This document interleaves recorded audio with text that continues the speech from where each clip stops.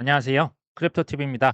이번 시간에는 쿠팡은 되고 티몬 위메프는 망한 진짜 이유가 뭔지, 또 이것을 투자에 어떻게 한번 우리가 적용을 해볼 수 있을지 살펴봅니다.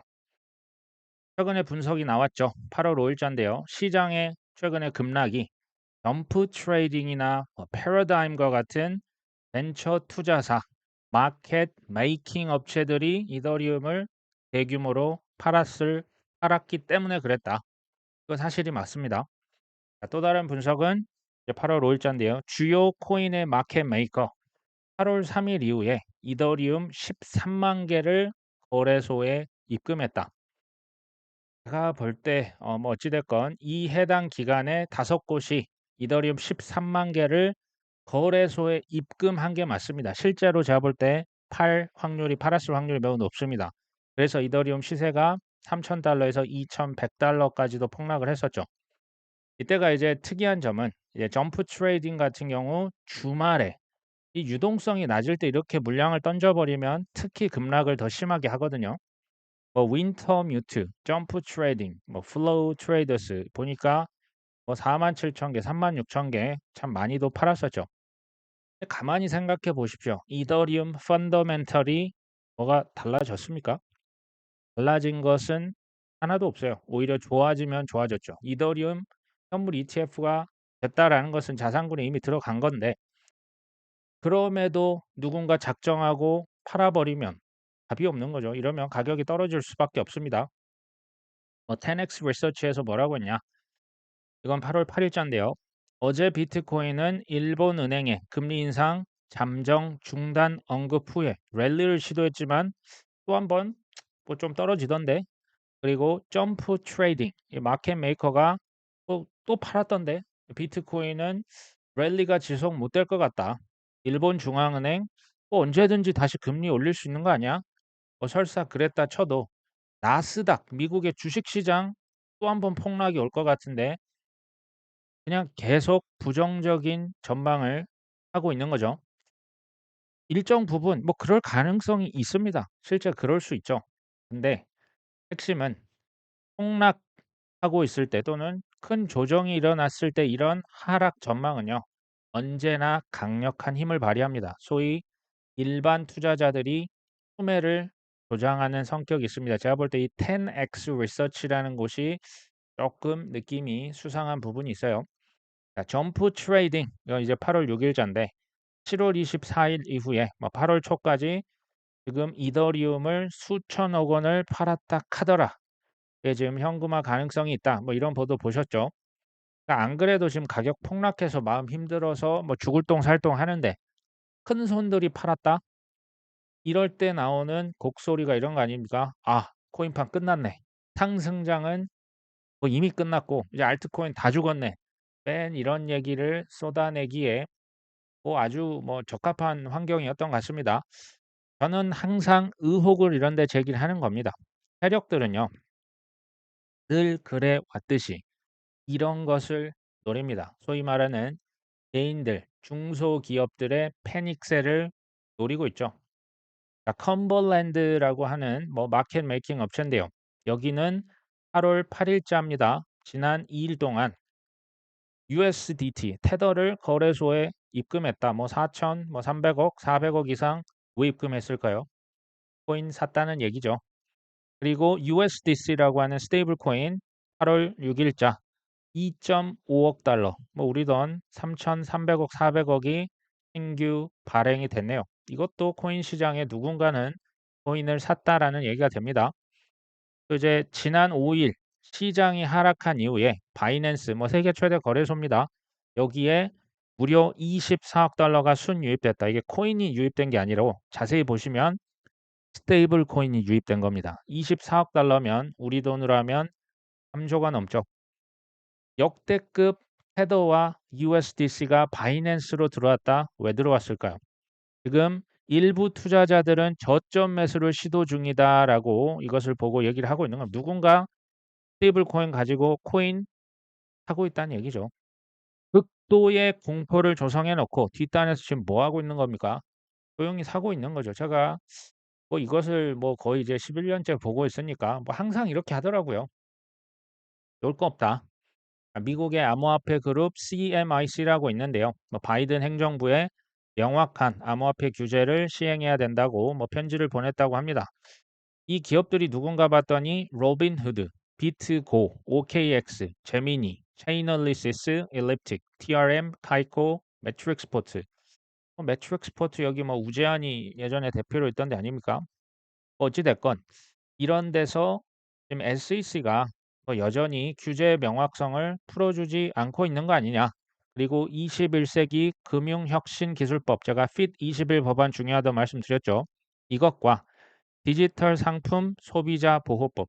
이 법의 이름을 보십시오. 이게 디지털 증권의 법입니까? 디지털 커머디티는 상품이거든요.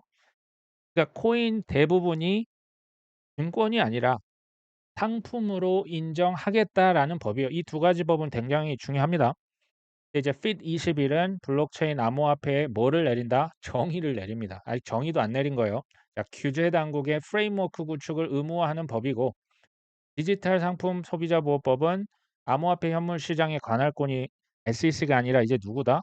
이 상품이면 당연히 상품 선물 거래위원 CFTC로 가야죠. 당연한 얘기를 하고 있는 거죠.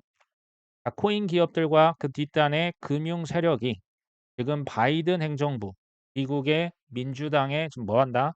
작업을 계속하고 있는 거예요. 이거 빨리 통과시켜. 규제 명확성 밝혀라.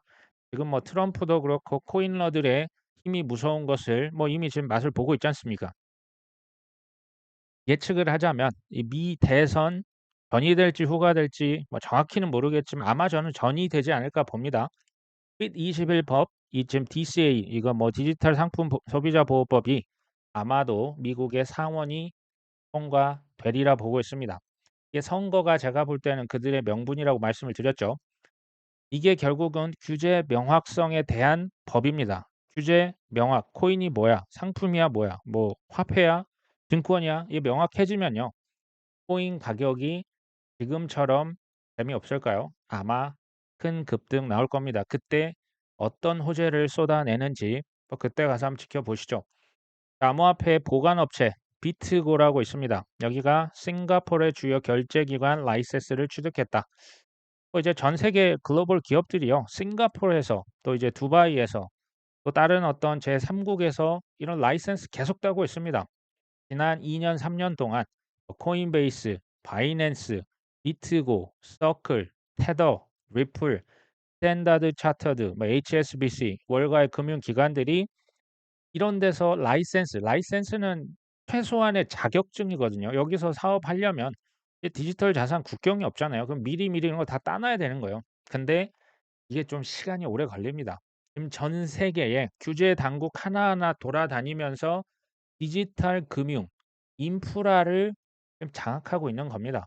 영업 준비하고 있다라 보시면 되겠죠. 이 인프라를 딱 깔아 놓고 지금 RWA 이미 지금 가동시켰잖아요. 이게 뭡니까? 전 세계 미국의 빚이죠. 빚을, 그러니까 미국의 달러나 미국의 국채를 수출할 통로를 지금 마련해 놨잖아요. 뭐 16개 블락막에 그 뭡니까? 고속도로 제가 말씀드렸죠. 빚을 수출할 인프라 깔아 놓고 빚만 수출합니까? 여기서 돈도 벌죠. 신규 수입원, 수수료 이거 확보해야죠. 공부를 만약에 정말 충분히 하셨다라고 하면요. 코인의 미래에 대해서 제가 볼 때 의심이 가능할까라는 생각이 저는 듭니다. 이건 뭐 제 생각이죠. 타이거 리서치, 뭐 아시아에 뭐 이런 기관도 있나 봅니다. 한국에서 지금 시행 중인 가상자산 이용자 보호법이 장기적으로 투자자들을 많이 유입시킬 것이다. 이게요. 각국의 뭐 이제 유럽은 미카법이 있고 아까 미국은 이제 FIT 21 법, 뭐 디지털 상품 소비자 보호법. 국가마다 법의 이름도 다르고 적용되는 시점도 다르고 심지어 코인에 대한 정의도 다릅니다. 세금은 당연히 다르겠죠. 규제도 자기 맘대로입니다. 아예 규제가 없는 데도 있고 뭐 세율이 어디는 30 몇 프로고 어디는 세금 아직 시작도 안 했고 무슨 얘기입니까? 아직도 엄청난 초기죠. 그렇기 때문에 전 세계에서 국제 공조를 실제로 하고 있습니다. 공조를 왜 하나 봤더니 제가 예전에 세금 관련 얘기하면서 말씀드렸는데 2027년까지요. 우리나라 지금 아직 내년에 세금 낼지 안 낼지 아직까진 미정입니다. 국회를 통과해야 되는데 27년까지 왜 2년을 지금 정부와 여당에서 그 유예를 하나 봤더니 27년까지 전 세계 48개국 이렇게 모여서 한국에서 세금 안 내면 뭐 미국이나 영국이나 캐나다 빼놓으면 사실 한국 국세청에서 이걸 과세를 할 수가 없어요. 이거 방지하려고 공조한다고 말씀드렸었죠. 어떤 분들은 시간이 오래 걸리네. 아, 이거 너무 힘든 거 아니야? 라고 생각하실 수 있지만 제가 봤을 때는 그렇기 때문에 규제가 아직 불명확하기 때문에 지금 가격이 싼 거라니까요. 지금 기회가 여전히 저는 있다라고 봅니다. 리플의 빵형 최근에 좋은 소식이 있었죠. 판사가 최종 판결을 내립니다. 리플에 벌금 내 1억 2,500만 달러 내라. 그러면서 SEC는 지금 항소할 가능성이 높아 보였다. 이 문구를 여기 이렇게 적었는데 그럴까요? 정말 항소할까요?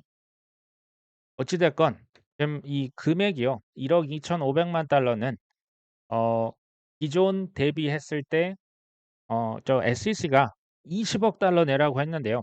지금 꼴랑 1억 2,500만 달러만 벌금으로 내세요. 이거는 사실상 리플의 승리라고 보는 게 맞습니다. 금액이요. 마이너스 94%확 줄었습니다. 여기 지금 판결을 내렸던 판사가 예전에 토레스 판사입니다. 토레스 판사가 누구냐? 23년 7월 달 XRP는 그 자체로 증권이 아니다라고 판결을 했던 분이 지금 똑같은 판결을 내린 거예요.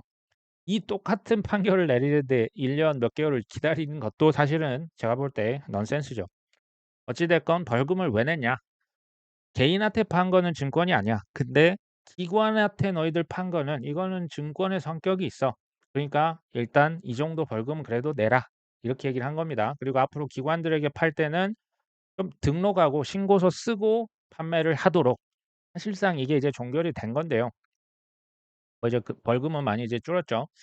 벌금이 줄었기 때문에 리플의 빵형은 좀 기분이 좋아진 거죠. 아, 미국 법원에서 판결했던데 리플과 암호화폐 업계의 승리다. 이제 어깨에 힘이 좀 많이 들어갔겠죠. XRP 커뮤니티에 대한 SEC의 역풍은 사라졌다. 리플과 SEC, 코인베이스와 SEC, 크라켄과 SEC, 소송 지금 다 바이낸스도 하고 있고, 제가 볼 때는요, 이 자체가 쇼입니다.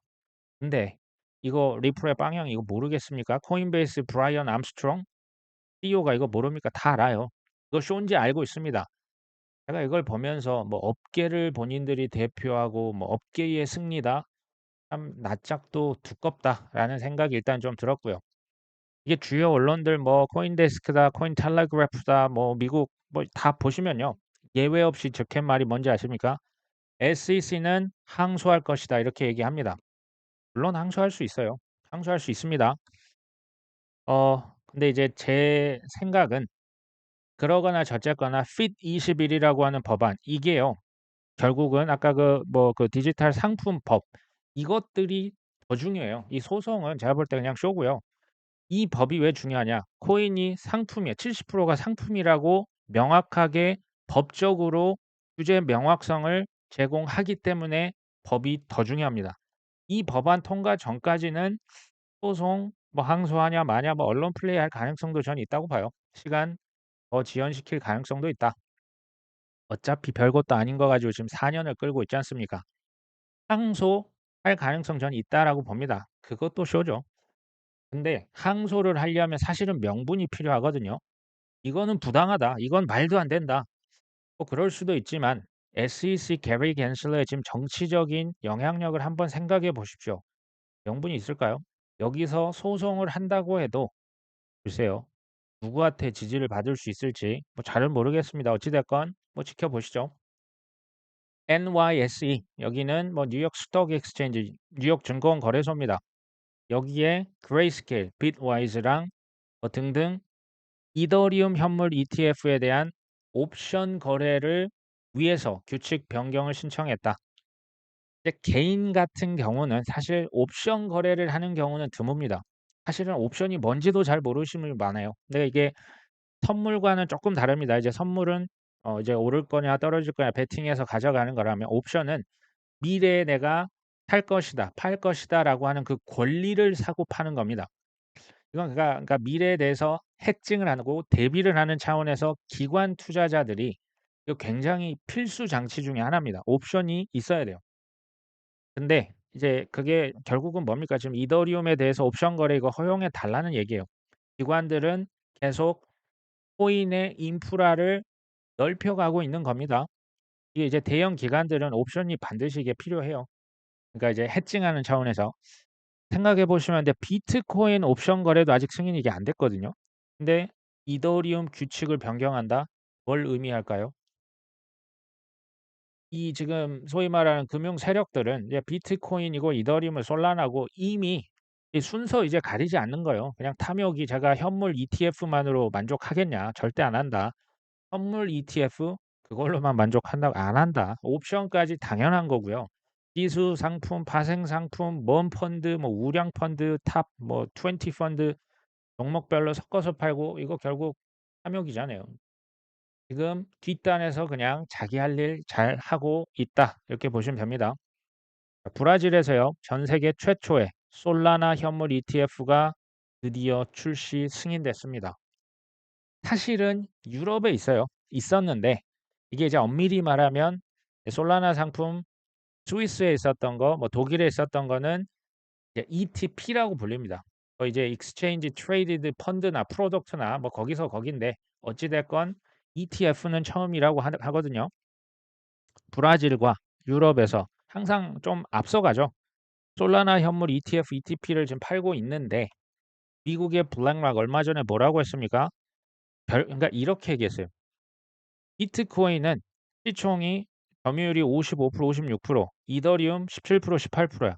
그러니까 몸집이 크다 이거죠. 솔라나 야 이거 3% 그러니까 점유율이 3%, 4%밖에 안 돼요. 그러니까 이런 거는 좀 아직 급이 아니지. 지금 이런 식으로 얘기를 했었고 또 하나가 뭐였냐? 우리 고객들은 그 솔라나 이 너무나 짜잘짜잘해서 이런 데 관심 없습니다. 비트 이더 이거에만 아마 지금 수요가 있을걸요?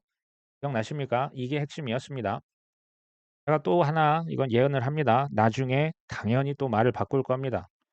그냥 그들의 방식이 그렇습니다.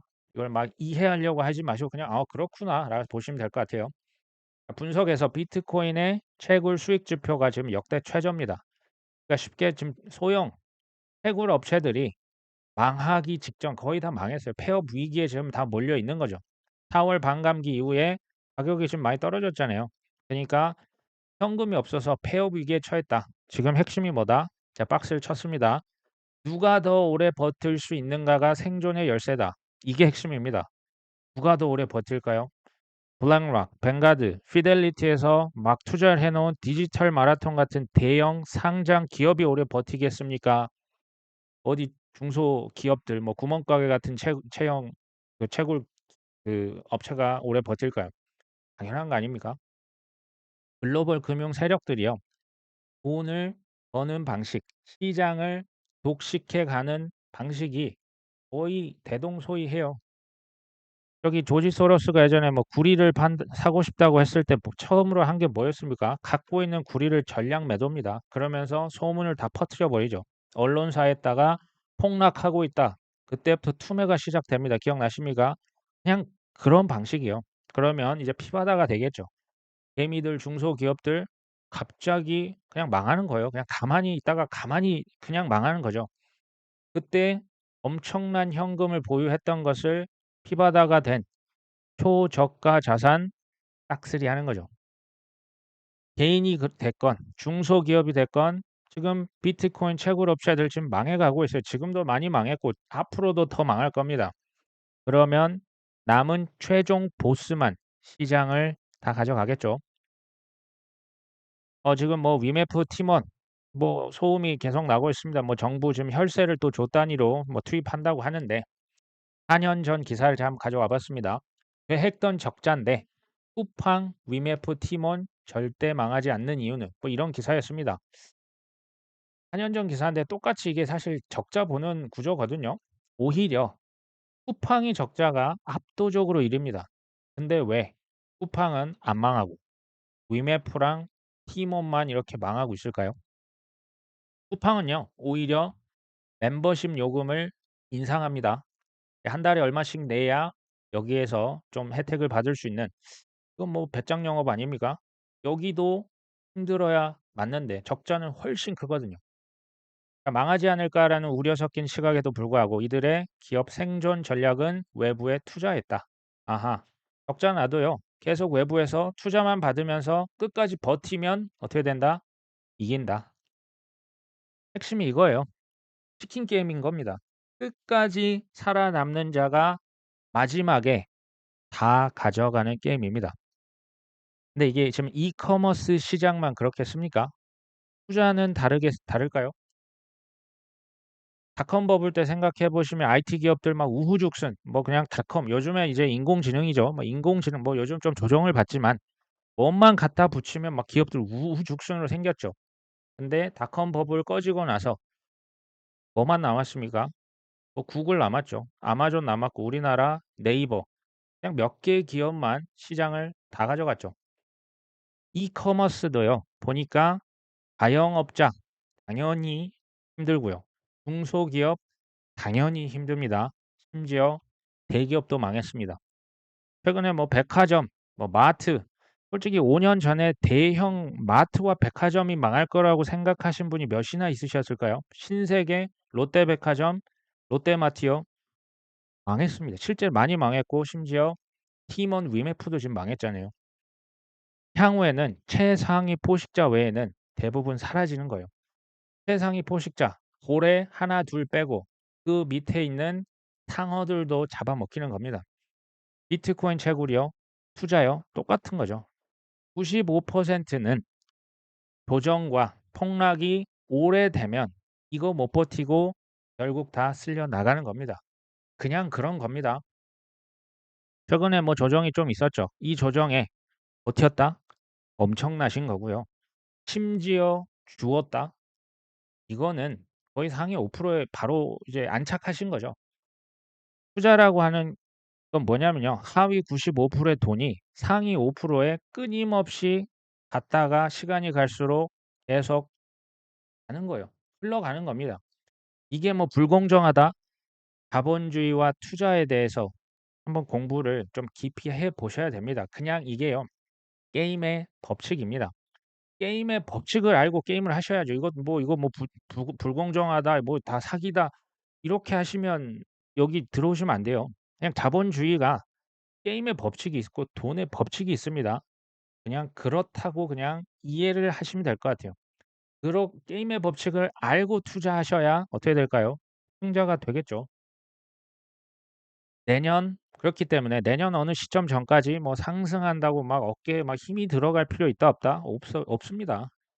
그렇다고 지금 뭐 좀 뭐 폭락이 왔다, 조정이 왔다, 뭐 망했다, 쏠 필요도 없어요. 그냥 뭐 현금 있으면 주시면 됩니다.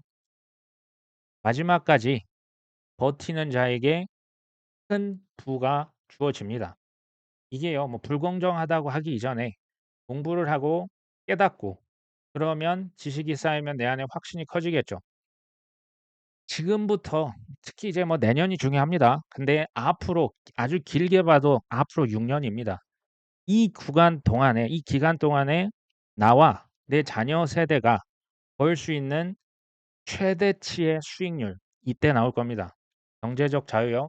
이때로 우리가 보고 반드시 이루셔야 되겠죠. 우리 구독자분들도 지금 너무나 제가 볼 때 잘한 분들이 훨씬 많습니다. 이렇게 계속 해 나가면 경제적 자유 가능하지 않을까요? 오늘 방송 여기까지 합니다. 끝까지 시청해 주셔서 감사합니다.